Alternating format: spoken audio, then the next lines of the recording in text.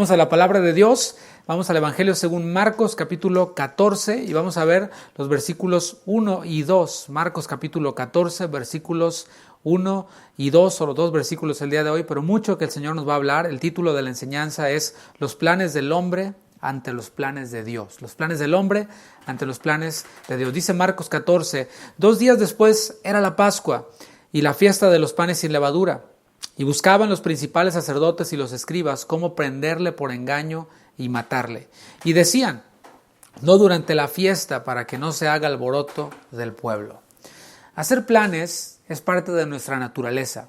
De hecho, alguien quien no hace planes está predestinado a tener muchos problemas, está en camino a tener muchos problemas y conflictos. Necesitamos elaborar planes, necesitamos tener cosas y proyectos que vamos a emprender. Cuando nosotros conocemos a Dios, sabemos que Él tiene un plan. Eso es muy importante. Dios tiene un plan. Y ese plan que Dios tiene lo ha estado efectuando a través de la historia.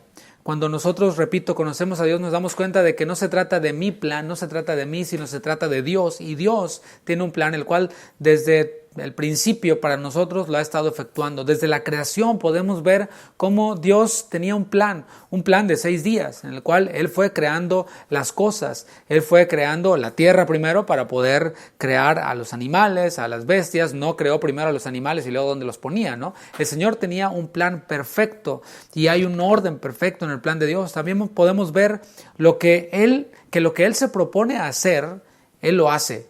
Lo que Él se propone hacer, Él lo cumple. Él tiene todo el poder y tiene toda la autoridad para hacer lo que Él se ha propuesto hacer. El plan de Dios fue enviar a su Hijo.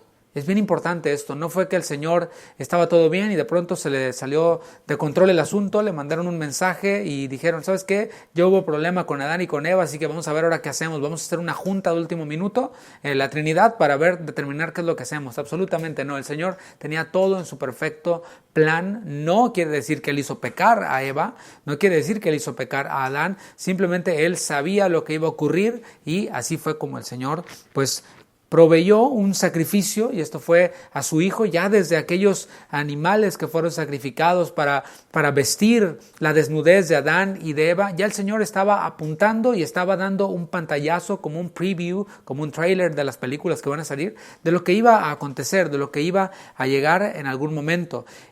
La llegada del Señor Jesús ocurrió en el cumplimiento del tiempo, en el momento en el que el Señor lo planeó, y esto lo dice Gálatas capítulo 4, versículo 4, si quieres anótalo, Gálatas 4:4. Jesús llegó en el momento en el cual el Señor lo planeó, no llegó antes, no llegó después, llegó exactamente en el momento en el que el Señor lo planeó. La historia estaba ya acomodada para que el Mesías llegara.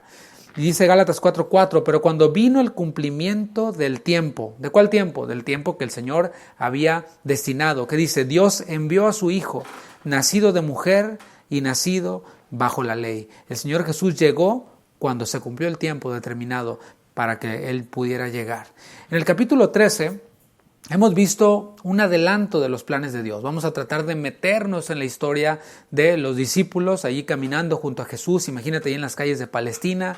Y está el capítulo 13 en el cual el Señor les da un adelanto de lo que Dios tenía planeado para hacer. El Señor Jesús había venido, los judíos lo percibían como que Él era el Mesías reinante. Algunos lo percibían simplemente como un charlatán, como alguien quien decía que era Dios y decía cosas raras, pero otros lo percibían como el Mesías. Sin embargo, ellos percibían a Jesús como el Mesías que había venido a reinar. Y el Señor ya había adelantado el plan que Dios tenía con este Mesías, con Jesús, pero como el Mesías sufriente, el cual estaba revelado ya desde los profetas, pero ellos no lo habían visto o no lo querían ver.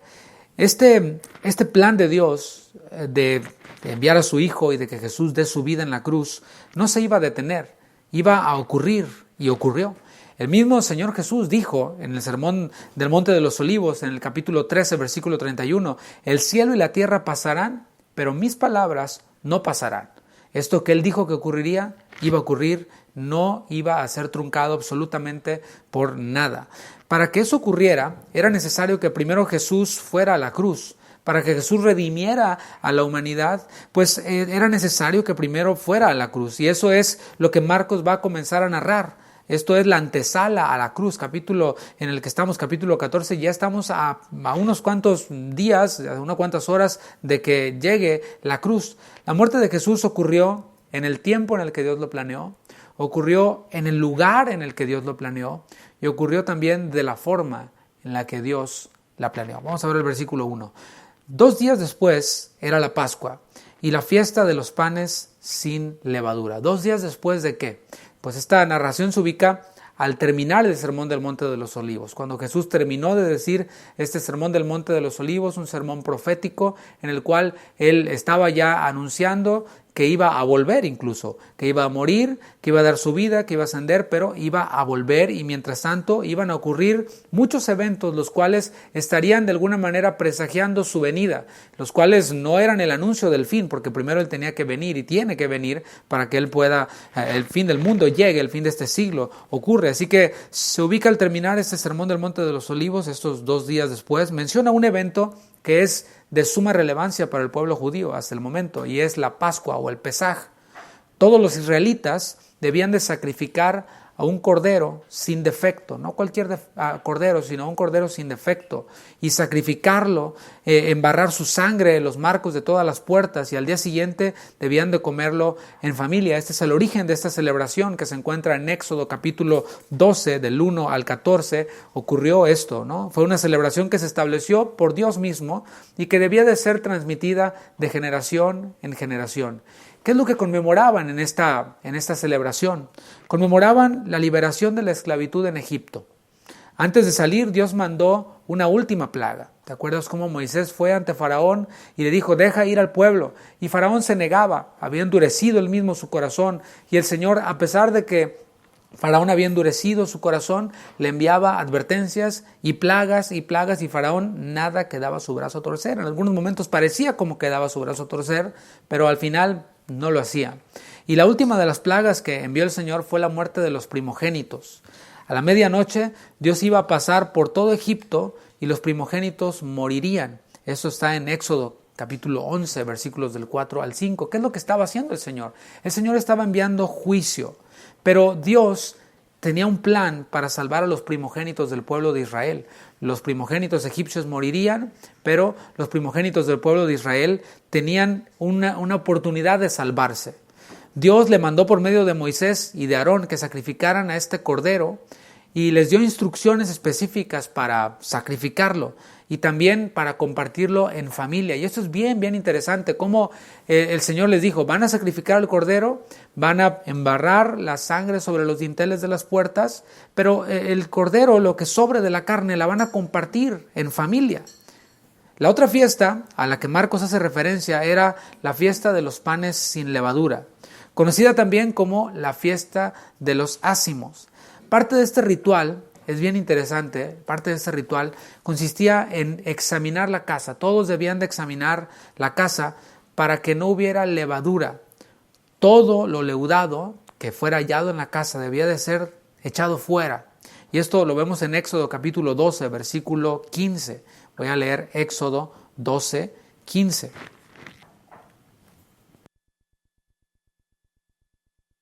7 días comeréis panes sin levadura, y así el primer día haréis que no haya levadura en vuestras casas, porque cualquiera que comiere leudado desde el primer día hasta el 7º será cortado de Israel. Esta fiesta se estableció en Éxodo 34, versículo 18. Lo voy a leer, Éxodo 34, 18. Dice así, la fiesta de los panes sin levadura guardarás. 7 días comerás pan sin levadura, según te he mandado, en el tiempo señalado del mes de Abib, porque en el mes de Abib saliste de Egipto. Un símbolo muy importante en la Biblia del pecado es la levadura. Es decir, cuando vemos la levadura en la Biblia es un símbolo del pecado. Por eso el apóstol Pablo más adelante les dijo a los corintios, en la primera carta a los corintios, les dijo, hey, límpiense de la vieja levadura, la levadura del mundo, la levadura de pecado. Limpien la iglesia del pecado, de todas esas cosas que están por allí leudadas y ocultas. Bueno, sáquenlas, deséchenlas. Esta fiesta se entrelazaba con la fiesta de la Pascua. Vamos a ver en la segunda parte del versículo 1 ahí de Marcos 14. Dice, y buscaban los principales sacerdotes y los escribas cómo prenderle por engaño y matarle. Y aquí aparecen nuevamente los líderes religiosos, específicamente los principales sacerdotes y los escribas. Estos principales sacerdotes y escribas, sin duda que eran miembros del Sanedrín, es decir, eran personas con autoridad, y eran los mismos que habían quedado expuestos ya por Jesús por haber hecho un negocio familiar ahí en la casa de Dios. Es decir, cuando Jesús llegó al templo, llegó allí a purificar el templo, era porque estos miembros del Sanedrín, estas personas con autoridad, líderes religiosos, habían convertido la casa de Dios en un mercado. Habían convertido la casa de Dios en un mercado en el cual pues tenían las franquicias, los líderes religiosos y sus familias. Estos líderes religiosos pues tenían intenciones, tenían planes. Antes de analizar las intenciones, vamos a reflexionar en la primera palabra que aparece aquí en el versículo 1. Dice que buscaban. Esta palabra en el original es la palabra seteo y significa ir dedicadamente detrás de algo. ¿Detrás de qué vamos dedicadamente? Es como cuando tú vas a tu trabajo, lo haces de manera constante. Estás buscando que al final de la semana o al final de la quincena o al final del mes aparezcan unos numeritos ahí en tu cuenta, aparezca un cheque, ¿no? Y lo haces dedicadamente. Y esto es lo que dice aquí, que ellos buscaban. ¿Qué es lo que buscaban dedicadamente estos líderes religiosos? Bueno, en la última parte del versículo nos lo dice matarle. Dedicadamente buscaban matar a Jesús. Y esto no es nada nuevo. Previamente, ya hemos visto que este era su objetivo. Si lo vemos en Juan capítulo 5, versículo 18, Juan 5, 18, dice así, por esto los judíos aún más procuraban, aquí es otra palabra, pero es el mismo verbo, procuraban matarle, buscaban la oportunidad dedicadamente de matarle, porque no solo quebrantaba el día de reposo, sino que también decía que Dios era su propio Padre. Aquí buscaban hacerlo por la vía de blasfemia. El capítulo 7, versículo 1, después de estas cosas andaba Jesús en Galilea, pues no quería andar en Judea porque los judíos procuraban, misma palabra, matarle. O sea, Jesús ya estaba bajo amenaza de muerte. El deseo intenso de estos judíos, líderes religiosos, había sido impulsado todavía más cuando Jesús les echó abajo el negocio. Es decir, ya de por sí le traían ganas, lo querían matar, pero cuando Jesús llega y purifica el templo y les tira abajo el changarro, el negocio, todavía procuraban con más intensidad matarle. Este deseo se intensificó todavía más. Y esto también porque una y otra vez denunció por medio de enseñanzas y de parábolas las intenciones malvadas de estos judíos. Por ejemplo, en el capítulo 12, versículos del 1 al 9, el Señor Jesús les dio una parábola, solo lo recuerdo brevemente, cómo el Señor ya estaba anunciando, profetizando lo que iba a ocurrir. Él les habló de estos labradores, los cuales pues estaban haciendo muy mal uso de la viña que les habían dejado ahí a su cuidado. Así que el dueño de la viña les envió mensajeros, los mataron, les envió más mensajeros y así sucesivamente y los mataron. Y allí estaba Jesús ya de alguna manera profetizando que lo iban a matar, que iba a morir en manos de los líderes religiosos, o sea, que ellos iban a ser el instrumento para que él fuera puesto en manos de las autoridades romanas. Pero lo hizo todavía más evidente cuando dijo, el padre de familia envió a su hijo y dijo, bueno, a lo mejor a este sí, pues van a respetarlo, y no ocurrió así.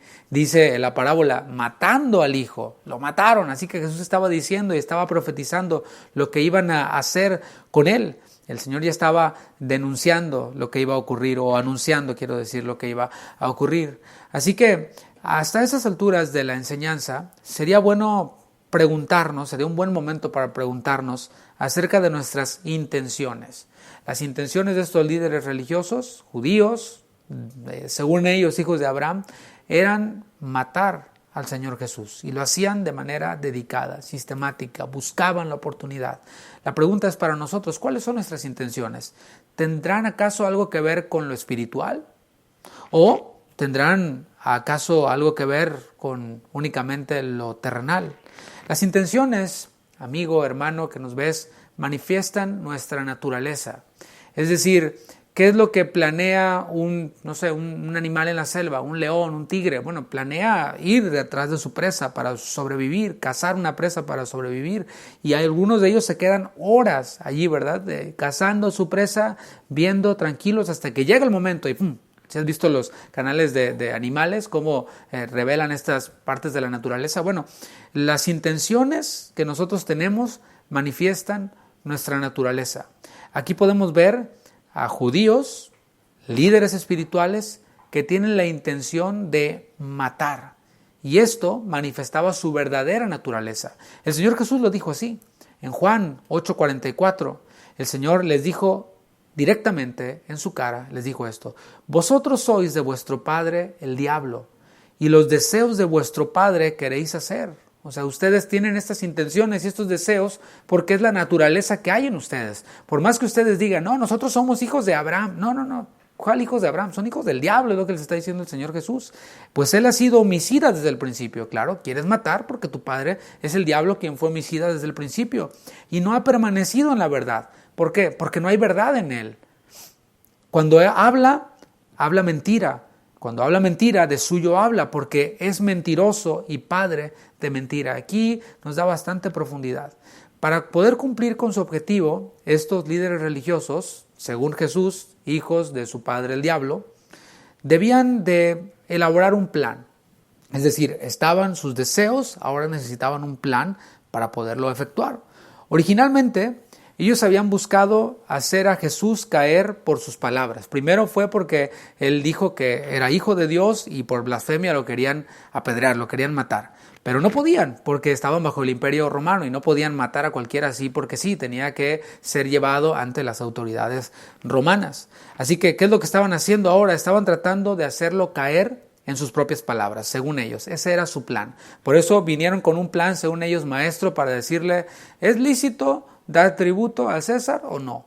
¿Daremos o no daremos? Le mandaron a unos encubiertos por ahí, ¿no?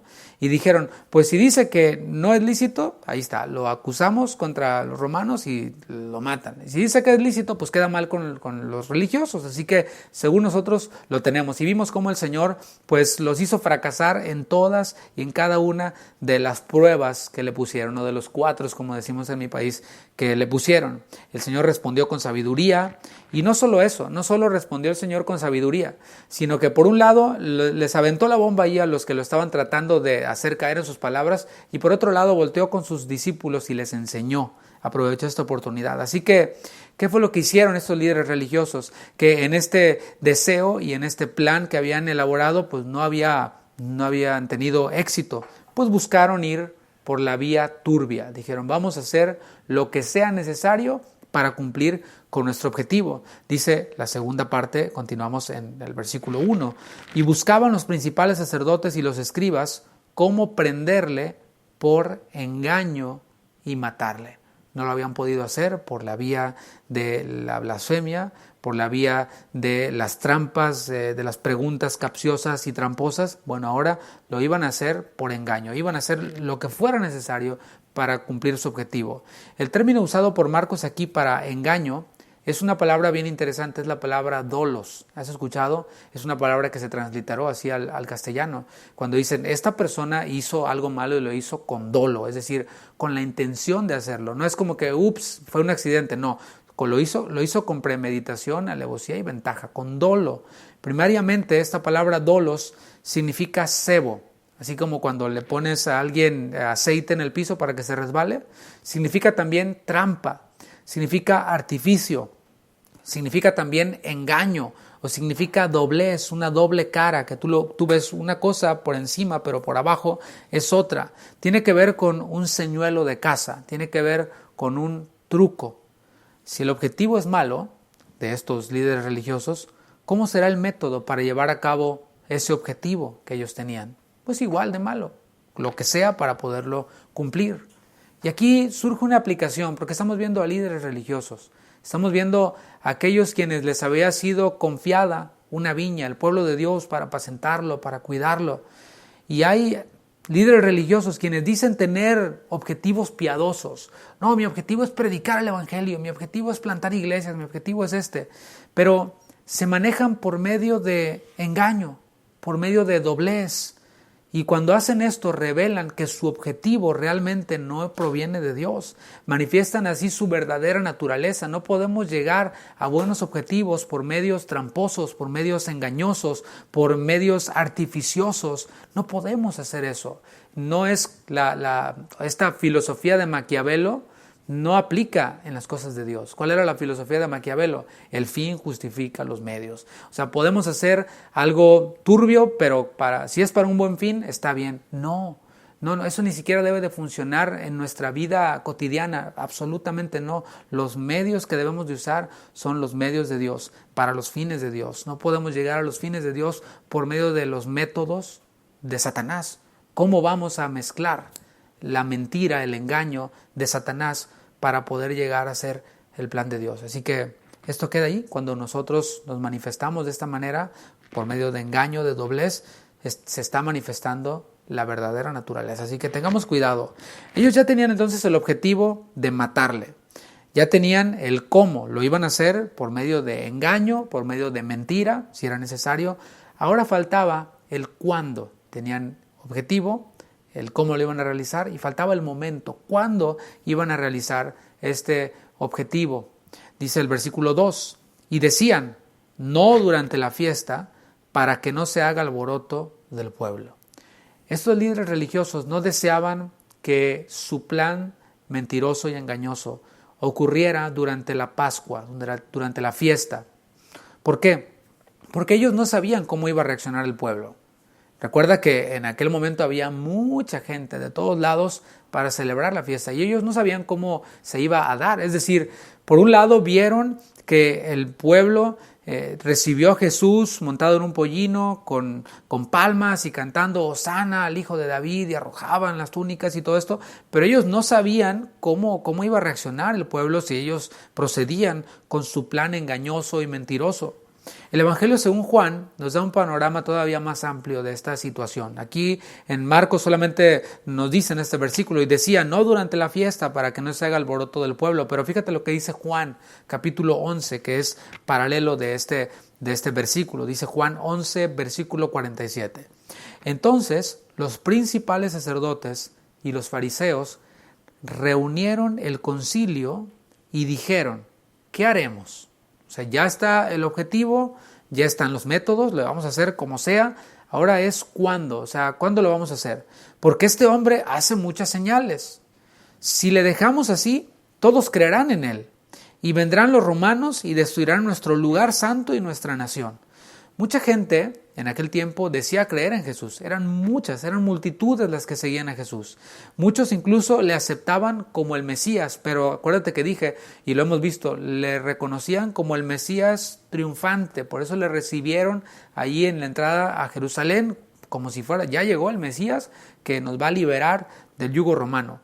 Los líderes religiosos, aquí podemos ver en Juan 11:47, que reconocían las señales de Jesús.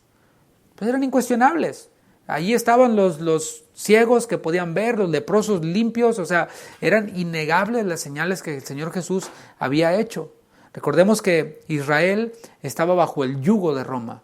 Aunque les permitían hacer sus fiestas y tener cierta libertad religiosa, ellos no eran autónomos como nación, es decir, no podían ejecutar a una persona como decía la ley y muchas otras cosas, estaban limitados.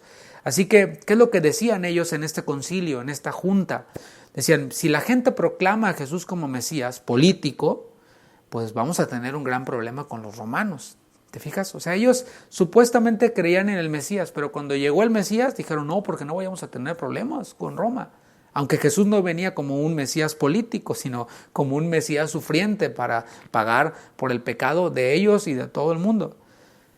Esto traía consigo la posibilidad, según ellos, de que si proclamaban a Jesús como Mesías político, pues ocurría o tenía la posibilidad de que se destruyera el templo.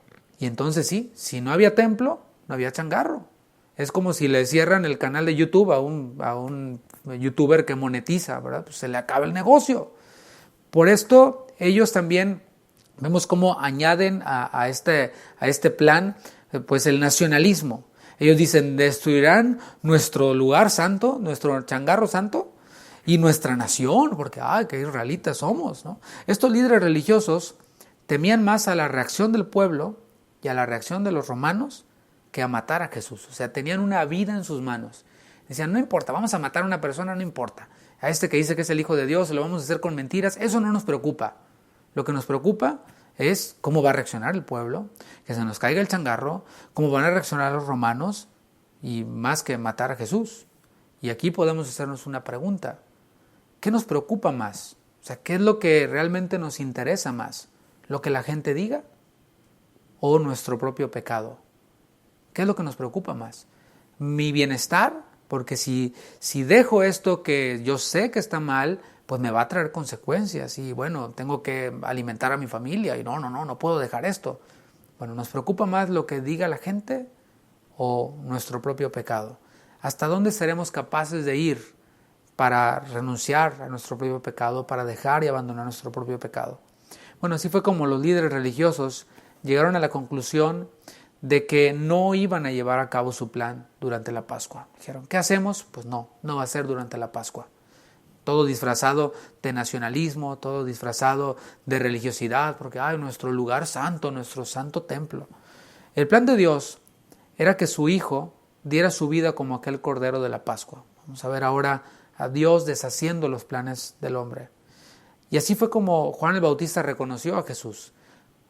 Juan el Bautista reconoció a Jesús como el Cordero de Dios. Ese era el plan de Dios, que su Cordero fuera sacrificado. Dice Juan 1:29.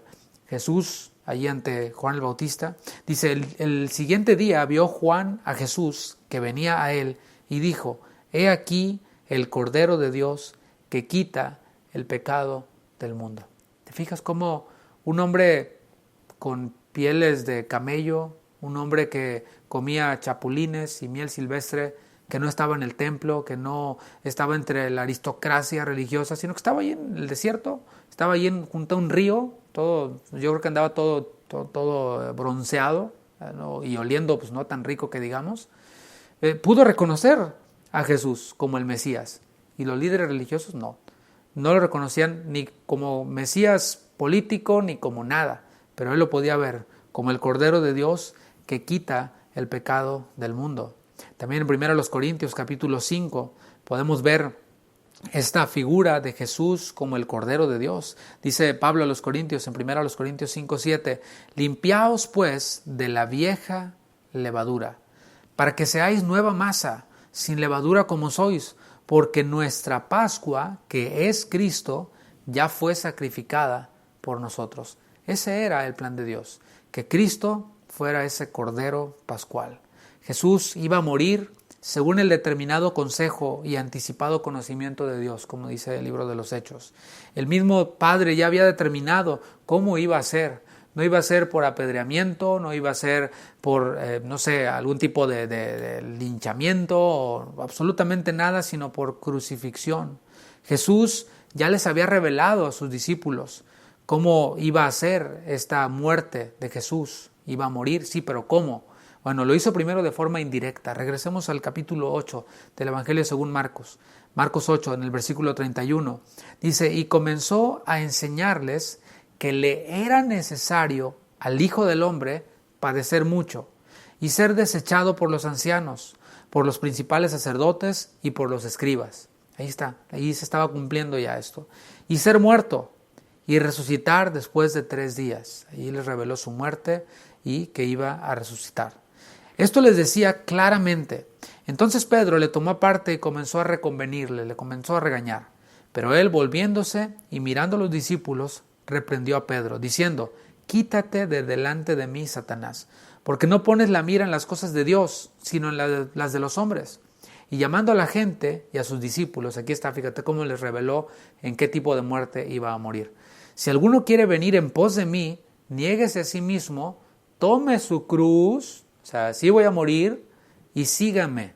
Ahí el Señor de forma indirecta les reveló en qué tipo de muerte moriría Él, en una cruz. El Señor había determinado también el cuándo, eso fue el cómo, pero el Señor también había determinado cuándo sería esta crucifixión de Jesús. Mateo capítulo 26, versículo 2. Mateo 26, versículo 2. Dice, sabéis que dentro de 2 días, este es el paralelo de los versículos que estamos viendo, sabéis que dentro de 2 días se celebra la Pascua y el Hijo del Hombre será entregado para ser crucificado. Aquí les reveló el cuándo y les dijo ya claramente que moriría por crucifixión. Los líderes religiosos dijeron, no durante la Pascua, así lo planearon ellos, pero Dios dijo, será durante la Pascua. Mis hermanos, nada, absolutamente nada, puede obstruir los planes de Dios. Nada. Ellos dijeron, no durante la Pascua, y Dios se rió de sus planes y dijo, ay, chiquitos, y sigan planeando. El Señor dijo, será durante la Pascua. Nada puede obstruir los planes de Dios. Fíjate lo que dice el Salmo 33, versículo 10. Salmos 33, del 10 al 11. Dice, Jehová hace nulo, anula el consejo de las naciones y frustra las maquinaciones de los pueblos. O sea, ni siquiera aunque se junten ejércitos y naciones y se unifiquen y hagan un montón de alianzas, nada va a frustrar o a hacer nulo el consejo de Dios. Dice el versículo 11, el consejo de Jehová permanecerá para siempre, los pensamientos de su corazón por todas las generaciones. Y por esto damos gracias, porque tenemos un Dios soberano. Eso es que Dios sea soberano, que Él hace su voluntad y nada puede truncar su voluntad general, su voluntad que Él planeó desde antes de la fundación del mundo. No la va a truncar absolutamente nada. Y podemos ver cómo Herodes trató de matar a todos los niños. No pudo truncar el plan de Dios. Jesús nació cuando vino el cumplimiento del tiempo. Los líderes religiosos planearon una y otra vez apedrearlo y no pudieron. En una de esas ocasiones, milagrosamente el Señor se desapareció y apareció en otro lado, porque no había llegado su hora. Podemos ver aquí cómo ellos están planeando. No va a ser durante la Pascua, y Dios dice, será durante la Pascua. Así que, para ir concluyendo, quiero decir una frase que puede sonar a lo mejor chocante para ti, pero es esta: Dios no bendice nuestros planes. Repito, Dios no bendice nuestros planes, porque a veces oramos y le decimos, Señor, aquí están mis planes, bendícelos. No. Dios bendice sus planes. Esto es lo que estamos viendo. El Señor hace prosperar sus planes. Jesús mismo, lo vamos a ver más adelante, como dijo, Señor, si es posible, pasa de mí esta copa. Si yo tuviera que planear, no lo planearía así, pero dijo, no se haga mi voluntad, sino la tuya. ¿Qué podemos decir nosotros? Señor, bendice mis planes. No, debemos decir como Jesús, Señor, no se haga mi voluntad, sino la tuya. Así que Él hace prosperar sus planes. Así que, ¿en qué es en lo que debemos de ocuparnos? Debemos de ocuparnos en estar en su voluntad. Estamos viendo cómo desde el principio Dios tenía un plan. Y este plan tiene forma de cruz. Se cumplió, todo se cumplió y se va a cumplir todo, porque como Él dijo, el cielo y la tierra pasarán. Nuestros planes pasarán, nuestros proyectos pasarán, pero su palabra no pasará. Entonces, hacemos bien en subirnos en esa carretera que se llama voluntad de Dios. Cuando nosotros estamos en la voluntad de Dios, pues empezamos a hacer planes que van conforme a la voluntad de Dios. ¿Cuáles son estos planes? Porque escucho mucho, es que no sé cuál es la voluntad de Dios para mi vida. Mira, Dios tiene una voluntad que va a cumplir sí o sí. Y no es que tiene un plan para ti, porque a veces somos muy egoístas y pensamos que el centro del mundo somos nosotros. No. El centro del mundo es Él. Somos nosotros quienes debemos de ponernos en su voluntad. Y ahí encontraremos pues el plan de Dios para nuestra vida. Y se puede aplicar. Pero por ejemplo, si tú no eres salvo, si tú estás escuchando esta enseñanza o la estás viendo, Dios tiene un plan para todo hombre y es que se arrepienta. El plan de Dios para el hombre es que se arrepienta, que crea en su Hijo unigénito, que creas en que Él es el Cordero de Dios que quita el pecado del mundo. Dice la palabra que Él es paciente para con todos, no queriendo que ninguno perezca, sino que todos procedan al arrepentimiento. Ahí está la voluntad de Dios clara. Si tú no eres hijo de Dios, no te preguntes, ¿cuál es la voluntad de Dios para mi vida? Pues que te arrepientas. Ya está eso. Si tú te arrepientes, vas a entrar entonces al plan de Dios, vas a entrar dentro del plan de Dios y serás salvo. Si tú eres salvo, entonces el plan de Dios para tu vida, ese es el plan de Dios, que seamos santos. que caminemos en santificación. Y eso es ir en la voluntad de Dios. Mis planes pues serán evaluados bajo la voluntad de Dios. Este plan que yo tengo contribuye con mi santificación. Fíjate lo práctico que es. Porque a veces decimos, bueno, voy a tomar este trabajo. Y decimos, ok, lo tomo, pero me va a restar tiempo para estar con mi familia, para congregarme, para leer la palabra. O sea, se sale de la voluntad de Dios. Y luego le decimos, Señor, bendice mis planes. Pues imagínate, o sea, no prosperan. ¿Por qué? Y, ay, ¿por qué? No es que no sé, Señor, ¿qué quieres conmigo? Pues no, porque no estás arriba de su voluntad. Pero si estás arriba de su voluntad en este proceso de santificación, porque él dijo en 1 Tesalonicenses 4:3, pues la voluntad de Dios es vuestra santificación. ¿Qué quiere Dios para mí? Que sea santo como Él es santo. Así que, arriba de su voluntad, tomas decisiones conforme a su voluntad, que contribuyen con su voluntad, que es que sea santo. ¿Esta relación contribuye con mi santificación? No. ¿Qué he de hacer? Le diré al Señor, Señor, haz una desviación aquí de tu voluntad, haz un exit aquí para que yo haga mi voluntad un ratito y luego la tomas. No, el Señor sigue su plan. El tema es de que nosotros a veces nos salimos y podemos preguntarnos montones de cosas. Esta relación, este trabajo, esta compra que voy a hacer, este movimiento de una ciudad a otra, de un país a otro, ¿contribuye con mi santificación? Es muy simple. A veces le ponemos mucho misticismo y le decimos, Señor, confírmame si es tu voluntad. No sé, los solteros, ¿no? Confírmame si es tu voluntad que me case con esta persona. Y el Señor está esperando que te ponga así en el cielo, ¿no? No te cases, es incrédulo, te va a golpear cuando te cases, ¿no? No, simplemente pues basta con verlo. Basta que en el noviazgo pueden ver, esta relación de noviazgo me está santificando o me está apartando. Y puedo evaluar, antes de que estuviera en esta relación, ¿estaba perseverando en Cristo? Sí. Y ahora que estoy, pues voy como el cangrejo para atrás. Y todavía le pregunta, Señor, ¿será tu voluntad? Hermanos, a veces lo mistificamos mucho, no sé si está correcta la palabra, pero lo hacemos muy místico el asunto, pero es tan práctico como eso. La voluntad de Dios es nuestra santificación. Cuando ponemos nuestros planes frente a los planes de Dios, el Señor siempre va a efectuar sus planes y los nuestros, si no coinciden con su voluntad, o si coinciden con su voluntad, pero se están tratando de hacer con medios turbios, con métodos de Satanás, pues no van a prosperar. Y el Señor, de todas maneras, hará lo que Él desea hacer. Así que el llamado para ti y para mí es que nos montemos en esa carretera que dice voluntad de Dios y que no nos salgamos y que no tomemos atajos, que no nos detengamos, sino que vayamos perseverando. A veces esa carretera llamada voluntad de Dios va a incluir cosas que pueden ser difíciles para nosotros. Pero ¿sabes algo? El Señor no nos deja sin provisión.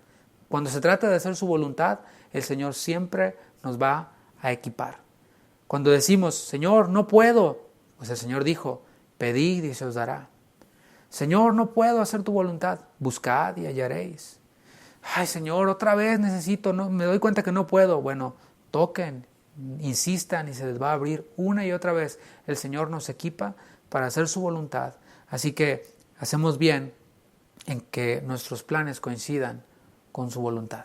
Señor, muchas gracias. Gracias por tu palabra. Gracias porque tú has sido fiel, porque tú has sido bueno. Has sido fiel a tu palabra. Has sido fiel a tu voluntad. Por amor a tu nombre. Y Señor, tú no vas a dejar caer ninguna de tus palabras a tierra. Cuando nosotros estamos en tu voluntad, tú bendices tu voluntad. Y nosotros venimos a ser personas llenas de gozo por poder vivir en tu voluntad. Gracias, Señor, por cada uno de mis hermanos quienes están conectados en ese tiempo. Te pido, Señor, que obres en sus vidas, que obres en sus corazones, que puedas sanar a quienes están enfermos si es tu voluntad. Y si no es tu voluntad, que les puedas mostrar el propósito por el cual ellos están ahí. Podemos ver, Señor, que tú cumpliste el cuándo, cumpliste el cómo de tu voluntad. Y así, Señor, seguirá siendo. Gracias por tu fidelidad. En el nombre de Jesús.